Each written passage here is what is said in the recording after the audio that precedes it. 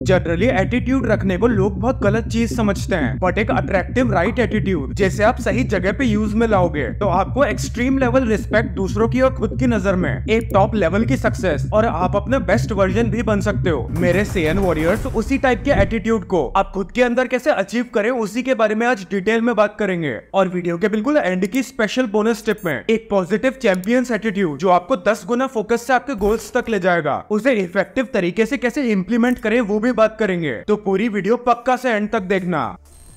Number first, the excellence attitude. इस type का attitude आपको रिलेशनशिप्स, अट्रैक्शन और अपनी वैल्यू इंक्रीज करने में सबसे ज्यादा इंपॉर्टेंट रोल प्ले करता है, क्योंकि ज्यादातर लोग जिस पर्सन से अट्रैक्टेड होते हैं तो वो उसे रात दिन चेस करने लग जाते हैं। ऑफिस में या फिर स्कूल में किसी को इंप्रेस करना हो तो हर टाइम उनसे स्वीट बिहेव करते हैं, उनके लिए readily available, out of the way जाके अपना नुकसान करा के उनकी हेल्प करते हैं। इससे सामने वाले बंदे या फिर बंदी को क्लियरली इंडिकेट होता है कि आप उनको इंप्रेस करने के लिए कुछ भी कर सकते हो एंड आपकी लाइफ अधूरी है उनकी अटेंशन, उनके प्रेजेंस के बिना। उस वजह से फिर वही लोग और भी ज्यादा भाव खाने लग जाते हैं आपके सामने, खुद को एक पेडेस्टल पे रख के आपको खुद से नीचे समझते हैं। वीडियो देखने वाले बहुत लोग ये सोच रहे होंगे कि ये कंडीशन बहुत रेयर होगी, लेकिन आप सोच भी नहीं सकते ये सिचुएशन कितनी कॉमन है। अक्सर लोग friendships, relationships and even office में भी लोगों को हद से ज्यादा इंपॉर्टेंस देते हैं और खुद की चॉइस से उनके नीचे दब जाते हैं। ये एटीट्यूड आपको कंप्लीटली चेंज करना पड़ेगा। आज के बाद ये एटीट्यूड किसी के लिए भी मत रखना, किसी से भी मत दबना। इससे आप खुद की नजर में खुद की भी, सामने वाले पर्सन की नजर में भी, सामने वाले पर्सन की नजर में भी जिसे आप प्लीज करना चाह रहे हो एंड आसपास के जो लोग आपको देख रहे हैं उनकी भी नजरों में कम हो जाओगे। तो इसके सोल्यूशन के लिए एक अबंडेंस माइंडसेट रखो। अपनी जिंदगी में अपने आप को कामों में, गोल्स में इतना ज्यादा ऑक्यूपाई कर लो, इतना ज्यादा खुद की ही लाइफ में फोकस्ड हो जाओ, खुद पे काम करो, बेटर वर्जन बनते जाओ कि दूसरों के बारे में दिन भर सोचने पे, उनके लिए अवेलेबल रहने पे और अपना इंप्रेशन बिगाड़ने का आपके पास वक्त ही नहीं हो। एक बहुत ही लिमिटेड टाइम के लिए अगर आप अवेलेबल होते हो तो खुद के और सामने वाले के दिमाग में भी आपकी वर्थ काफी ज्यादा बढ़ जाती है। सामने वाले की नजर में भी आप फोकट नहीं नजर आते हो, प्लस आप अपनी लाइफ भी बहुत अच्छी बिल्ड कर लेते हो। ट्रस्ट में ये वाला एटीट्यूड इतना ज्यादा काम का है, इससे काफी सारे वो लोग जो आपके साथ मतलब के लिए थे, आपका फायदा उठाने के लिए थे, वो टाइम के साथ बहुत इजीली फिल्टर आउट हो जाते हैं और बस जो ओरिजिनल ट्रू लोग होते हैं, जो आपकी रियली रिस्पेक्ट करते हैं, वो आपके साथ टिक जाते हैं। इसलिए जरूर से ये एटीट्यूड अपने अंदर लाओ। Number second, mysterious attitude. खुद के अंदर एक मिस्टीरियस एटीट्यूड रखना फर्स्ट टाइप के एटीट्यूड जितना ही इंपॉर्टेंट है मेरी नजर में, क्योंकि इस एटीट्यूड की मदद से आप खुद की एक मिस्टीरियस वाइब बनाने के साथ साथ अपनी कोई भी घर की प्राइवेट बातें, पर्सनल बातें, रिलेशनशिप्स की बातें या फिर आपके बेस्ट फ्रेंड्स के सीक्रेट्स या फिर इश्यूज एंड सबसे इंपॉर्टेंटली आपके पर्सनल गोल्स कुछ भी किसी को नहीं बताते हो। एटलीस्ट इन मैटर्स में तो मिस्टीरियस रहते हो, जिससे आपकी पर्सनल लाइफ पे कोई इंसान आपके पीठ पीछे क्वेश्चन नहीं करता, कमेंट नहीं करता, मजाक नहीं उड़ाता। प्लस आपके पर्सनल गोल्स भी अचीव होने से पहले एब्सोल्यूट सीक्रेट रहते हैं, तो आपकी गोल्स अचीव करने की प्रोबेबिलिटी भी इंक्रीज हो जाती है। अब ये चीज मैं मन से नहीं बोल रहा हूँ, इसके ऊपर काफी सारी साइंटिफिक रिसर्चेज हुई हैं कि अगर आप अपनी गोल्स को रिवील कर देते हो दूसरों के साथ तो आपकी गोल्स को अचीव करने की प्रोबेबिलिटी एंड मोटिवेशन काफी ज्यादा कम हो जाता है। आप बहुत ही लेस लाइकली हो जाते हो उसको अचीव करने के लिए। इसलिए अचीव करने से पहले अपने गोल्स को एक्टिवली लोगों को बताना बंद करो। दूसरे लोगों को खुद ही गैस करने दो कि आपकी लाइफ में क्या चल रहा है। इससे लोगों का भी आपको जानने का और भी ज्यादा मन करेगा और आप कहीं ज्यादा अट्रैक्टिव भी बनोगे। Number third, reliable attitude. इस दुनिया में किसी को भी इम्प्रॉपरनेस और अनसर्टेनिटी पसंद नहीं होती। अगर वही इम्प्रॉपरनेस किसी भी चीज में, आपकी बातें, आपके वादों में, आप मुंह से बोलते कुछ और हो लेकिन करते उसके जस्ट अपोजिट हो, काम में भी आप बिल्कुल सुस्त तो रिलायबल नहीं हो लेकिन सबको खुद की तारीफें बहुत करते हो, तो हर एक बंदा आपको शैलो, दोगला ही समझेगा। आपके इसी अनसर्टेन एटीट्यूड के साथ साथ अगर आपकी ड्रेसिंग सेंस भी प्रॉपर नहीं है, आप बिल्कुल भी वेल ग्रूम नहीं हो, आपकी टेबल बिल्कुल बिखरी रहती है, तो ये भी आपके बिल्कुल against as a negative halo effect काम करता है। हेलो इफेक्ट का ये मतलब होता है कि लोग आपकी एक पर्टिकुलर पर्सनैलिटी ट्रेट या फिर एक आउटर फीचर को नोटिस करते हैं और फिर उसी हिसाब से आपकी पूरी पर्सनैलिटी जज कर देते हैं। इतनी इम्प्रॉपरनेस, इतनी अनसर्टेनिटी दिखा के आप खुद का एक बैड इंप्रेशन ही छोड़ रहे हो दूसरों की नजर में। खुद के एक्शन से ही खुद को दूसरों से लेसर प्रूव कर रहे हो, तो इससे दूसरे तो छोड़ो, आपके बेस्ट फ्रेंड्स, आपके पेरेंट्स भी एक दिन आपको हेट करेंगे। इसलिए खुद में एक सर्टेन एटीट्यूड लाओ और खुद को एक वेल ड्रेस्ड, वेल ऑर्गेनाइज्ड बंदा बनाओ। Number fourth, the defending attitude. In general बेशक आप एक हम्बल, सबके साथ कोऑपरेशन से रहने वाला, बिना फालतू में लड़ाई करने वाला बंदा बनो, लेकिन कई बार लाइफ में ऐसी सिचुएशंस आती हैं जिसमें लोग आप पे वर्बल एलिगेशन प्लस आपको फिजिकली भी हार्म करने की कोशिश करते हैं। ऐसी सिचुएशंस में आपको इफेक्टिवली खुद को डिफेंड करना आना चाहिए। आपके अंदर नॉलेज वाइज, हिम्मत वाइज उतना दम होना चाहिए कि आप ऐसे लोगों को टैकल कर पाओ, खुद को और अपने लव्ड वंस को बचा के उधर से निकाल पाओ। दैट्स व्हाई हर एक बंदे के लिए एक डिफेंडिंग एटीट्यूड रखना बहुत ज्यादा जरूरी है। इसमें सबसे पहले हम वर्बल एलिगेशंस की बात करें तो कोई आपसे फालतू में बदतमीजी से बात कर रहा है, आप पे झूठे आरोप लगा रहा है, आपके फैमिली के बारे में बकवास कर रहा है, तो ऐसे लोगों से दब के मत आओ, सुन के मत आओ उनकी बातें। 5 या 6 तरीके से इनको टैकल करो। फर्स्ट, जिस भी आर्ग्यूमेंट में आप घुस रहे हो आपको उस मैटर की पूरी नॉलेज होनी चाहिए, नहीं तो कैसे न कैसे तरीके से सामने वाला आपको दबा देगा। इसलिए कोई भी आर्ग्यूमेंट में ऐसे ही मत कूदो। सेकंड, फालतू हर चीज में आर्ग्यूमेंट मत करा करो। हर किसी से हर बात पे लड़ोगे तो लोग आपको इन जनरल टॉकेटिव और आर्ग्यूमेंटेटिव बंदा समझेंगे और आपके आर्ग्यूमेंट्स भी इतने वैलिड नहीं रहेंगे उस पॉइंट ऑफ टाइम पे। थर्ड, शुरुआत में काम रहो, सामने वाले का पॉइंट ऑफ व्यू भी अच्छे से समझो। भले ही आप 60 to 70% सही हो, लेकिन क्या पता 20 to 30% सामने वाले का पॉइंट भी बिल्कुल सही निकले, इसलिए उसको भी अच्छे से सुनो। फोर्थ, सामने वाले को स्टेटमेंट्स ट्विस्ट करने मत दो। लोग इधर की चीजें उधर जोड़ के एक सिंपल सी बात को दूसरी चीजों पे कनेक्ट करके आपसे एक बहुत लंबा चौड़ा आर्ग्यूमेंट करेंगे। ये चीज बहुत दिमाग से टैकल करो। एक पॉइंट ऑफ टाइम पे एक स्पेसिफिक बात को पकड़ो, बिना उसे ट्विस्ट होने दिए उसे डील करो। एंड लास्टली, सामने वाले की बातें सुनने के बाद बिना सामने वाले की इंटरप्शन के अपनी हर एक बात क्लियरली रखो। उसे बीच बीच में खुद की स्टेटमेंट्स इंटरप्ट मत करने दो। वर्बल के अलावा हम फिजिकल डिफेंस की बात करें तो उसके लिए आपको जरूर से सेल्फ डिफेंस की कुछ वीडियोस देखनी चाहिए और मुश्किल सिचुएशंस में खुद को बचाना आना चाहिए। Number 5, accepting your flaws attitude. हम सबने ये बात सुनी है कि सब में फ्लॉज होते हैं, कोई भी परफेक्ट नहीं होता, लेकिन रियलिटी ये है कि इस चीज को मानने के लिए कोई तैयार नहीं है। कुछ लोग तो हर चीज में खुद को बिल्कुल 100% सही समझते हैं, फिर कभी भी कोई गलती करते हैं, उनका कोई बड़ा फ्लॉ सामने आता है तो फिर मुंह छुपाते फिरते हैं। इसलिए खुद के फ्लॉज को खुद से एक्सेप्ट करने वाला एटीट्यूड भी रखो। सबसे पहले अगर आप खुद से ट्रू रहोगे तो आप कहाँ गलत जा रहे हो, खुद को किस पॉइंट ऑफ टाइम पे इम्प्रूव करना है, ये आपको बहुत करेक्ट टाइम पे ही पता लग जाएगा और आप सेल्फ अवेयरनेस की मदद से बड़ी गलती करने से बच जाओगे, टाइम वेस्ट करने से भी बच जाओगे। वही अपने फ्लॉज दूसरों के सामने एक्सेप्ट करने की बात करें तो अक्सर लोग अपने फ्लॉज को छुपाने के लिए काफी ज्यादा झूठ बोलते हैं, काफी माइंड गेम्स खेलते हैं, लेकिन कभी ना कभी तो वो पकड़े जाते हैं। इसलिए एटलीस्ट अपने प्रीशियस रिलेशनशिप्स को तो बचाने के लिए खुद के फ्लॉज एक्सेप्ट करना भी सीखो। फाइनली वीडियो की बोनस टिप में एक चैंपियंस माइंडसेट बनाने के लिए first, have a burning desire. कोई भी गोल को चेस करने से पहले आप खुद से ये चीजें पूछो कि आप सोना, दोस्तों के साथ घूमना, पार्टीज, टाइम पास, सीरीज देखना, ये सब चीजें बहुत हद तक कम कर सकते हो या फिर नहीं। अगर आप डेली बेसिस पे ये सब चीजें छोड़ सकते हो, मतलब आपके अंदर वो बर्निंग डिजायर है गोल्स को इफेक्टिव तरीके से चेस करके उन्हें अचीव करने का। Number 2, mid level difficult goals set करो। अगर आप बहुत ज्यादा हार्ड गोल्स सेट कर लोगे और खुद को बहुत कम टाइम दोगे उन्हें अचीव करने के लिए, तो आपका इंटरनल मोटिवेशन, आपका माइंड खुद ही गिव अप कर देगा। ऑन दी अदर हैंड, अगर आप बहुत इजी गोल्स सेट करोगे तो आपका माइंड बहुत ज्यादा सुस्त पड़ जाएगा। आप सोचोगे काम को कल